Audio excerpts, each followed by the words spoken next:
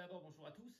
À l'heure où nous sommes tous confinés pour combattre ce fameux coronavirus, il me semblait utile de vous rappeler une nouvelle fois l'importance de la nutrition, notamment pour optimiser nos défenses immunitaires. Alors certes, se nourrir correctement ne constituera pas une barrière infranchissable pour ce fameux coronavirus.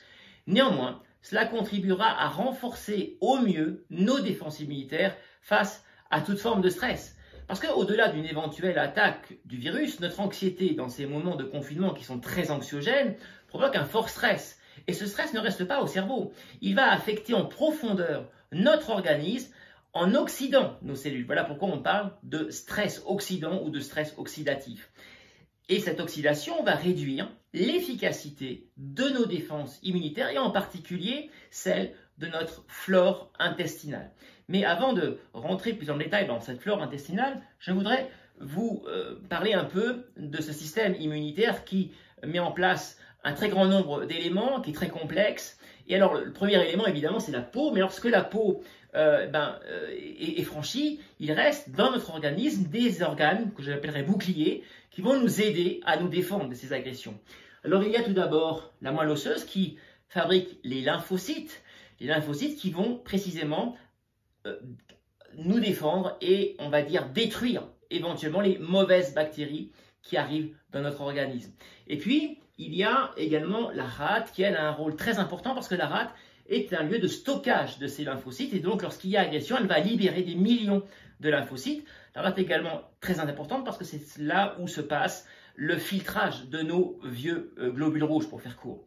Voilà. Et ensuite, il y a les ganglions lymphatiques qui, eux, sont très importants puisqu'ils vont être le lieu de la production de nos anticorps. Alors, les anticorps, pour l'instant, face à ce coronavirus, on n'en a pas parce que notre organisme ne le connaît pas. Mais lorsque il y aura une attaque de ce coronavirus ou lorsqu'il y aura un vaccin, eh bien, notre organisme va fabriquer par les ganglions lymphatiques des anticorps. Et lorsque le virus aurait la mauvaise envie de revenir nous voir, eh bien, à ce moment-là, il y aura une mémorisation du corps et les anticorps vont aller pouvoir combattre le virus.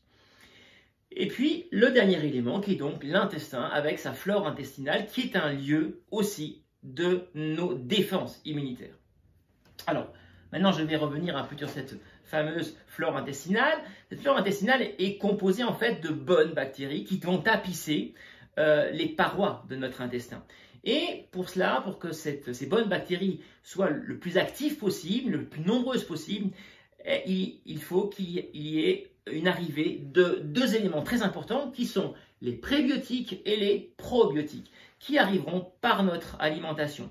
Alors les probiotiques sont assez connus parce qu'on en parle beaucoup dans le marketing des produits laitiers notamment avec les bifidus actifs et je vais donc revenir sur ces deux éléments importants pour notre flore intestinale. Alors commençons par les probiotiques. Les probiotiques sont donc tous les aliments qui vont être fermentés. Et la fermentation va provoquer la création de bactéries ou de levures qui vont être des éléments qui vont composer notre flore intestinale. Alors, dans ces aliments, on retrouve donc la choucroute nature, alors qui est cuite ou crue, qui est donc la charcuterie, extrêmement intéressante en termes de probiotiques. On a évidemment le yaourt avec ses ferments lactiques, toute forme de yaourt nature, alors au lait de vache, de chèvre ou de brebis. Vous pouvez éviter de passer par des yaourts au bifidus actif, ce qui est assez marketing quand même, parce que de toute façon, dans un yaourt nature de bonne qualité, avec du bon lait de vache ou du bon lait de chèvre ou du bon lait de brebis, vous aurez des probiotiques. Vous avez aussi, en termes de produits, un aliment fermenté, eh bien, le tempeh qui est intéressant, alors soit nature, soit fumé, si vous le cuisinez. Et ensuite, le miso également. Et puis, la levure de bière est aussi un élément très intéressant. La levure de bière en paillettes, qu'on trouve en paillettes, est aussi un probiotique intéressant. On a aussi toutes les formes de lait fermenté. Dans les fromages, le fromage bleu est riche en probiotiques. Et la croûte de fromage. Alors, ceux qui aiment la croûte de fromage, c'est le moment d'en manger. Voilà, alors la croûte de fromage, c'est que parfois, même très souvent, le français a l'habitude de l'enlever. Et bien, pour autant, c'est un endroit du fromage qui est très dense en probiotiques. Donc, si vous aimez la croûte de fromage, n'hésitez pas. Je parle du bon fromage, évidemment. Les olives, à moindre échelle, sont aussi des probiotiques. Voilà concernant les probiotiques. Maintenant, je vais passer aux prébiotiques, donc un peu moins connus. Alors les prébiotiques, eux, sont importants parce qu'ils vont constituer la nourriture des probiotiques. Les probiotiques ont besoin des prébiotiques pour se nourrir. Et donc, dans les probiotiques, ce sont toutes les fibres. Alors, vous savez que dans notre organisme, dans notre alimentation, il y a deux types de fibres, les fibres solubles et les fibres insolubles. Et donc, les fibres qui ne sont pas assimilables par l'organisme sont importantes parce qu'elles vont arriver sur les parois intestinales et là vont être utilisées par les probiotiques. Alors, dans les fibres non utilisables par l'organisme et utiles pour la flore intestinale, on a l'inuline d'agave. Alors, le sirop d'agave, très souvent, on pense que c'est du pur fructose. Alors, c'est du fructose, mais une forme particulière du fructose qu'on appelle de l'inuline, qui n'a donc rien à voir avec le fructose issu, par exemple, de la betterave que l'on retrouve ou du maïs que l'on retrouve dans les pots de fructose en poudre, qui est un sucre là purement raffiné, qui n'a rien à voir donc avec de l'inuline. L'inuline d'agave est intéressante. Vous avez la gousse d'ail qui est extrêmement riche en prébiotiques. Les graines de lin, alors là je vous recommande de les réhydrater et de les concasser parce que sinon elles ne sont pas digestes. Voilà, c'est donc important de vraiment de les concasser. Ensuite, l'oignon, alors moi je suis confiné, donc j'étais à l'épicerie qui était à 50 mètres de chez moi aux Ouches et il n'y avait que des oignons blancs, mais j'avoue que je préfère l'oignon rouge parce que les pigments de l'oignon rouge vont renforcer l'aspect antioxydant. Donc je vous recommande plutôt des oignons rouges que des oignons blancs, même si l'oignon blanc évidemment est très très bien pour la cuisine. Voilà.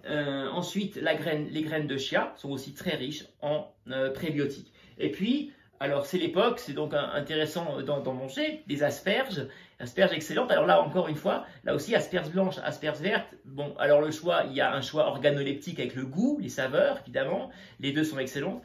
Mais dans cette époque-là, dans cette période-là, je vous recommanderais plutôt les asperges vertes parce que les asperges vertes sont donc plus riches en chlorophylle et la chlorophylle est un excellent antioxydant. Voilà pourquoi je vous recommande plutôt les asperges vertes pour cet aspect-là uniquement.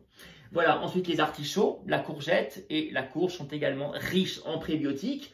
Et ensuite en termes de céréales, toutes les céréales complètes, alors l'avoine, le sarrasin, l'orge sont intéressantes. Je ne vais pas parler du blé parce que le blé a un gluten qui est souvent qui pose problème au niveau de la digestion. C'est ce gluten-là d'ailleurs qui majoritairement pose problème. Donc voilà pourquoi je ne parle pas du blé. Et en fait, au niveau des fruits, la banane et le pamplemousse sont également très intéressants. Voilà, j'espère vous avoir apporté quelques éléments sur ces prébiotiques, probiotiques, cette flore intestinale, plus globalement sur votre nutrition. C'est vraiment le moment d'avoir une nutrition antioxydante avec des renforts en aliments riches en antioxydants, donc en vitamine C, en vitamine E, des fruits et légumes qui soient plutôt riches en chlorophylle, donc des légumes verts que vous n'allez pas forcément faire cuire. On peut manger des légumes crus, on peut manger des feuilles d'épinards crues. Voilà, l'avocat est excellent et également tous les fruits colorés en orange puisqu'il y a de la vitamine A qui est une vitamine extrêmement intéressante et antioxydante dans ce fameux pigment orangé ou rouge des légumes. Voilà bien à tous, très bonne journée, très bon confinement et à très bientôt pour une prochaine vidéo. Merci.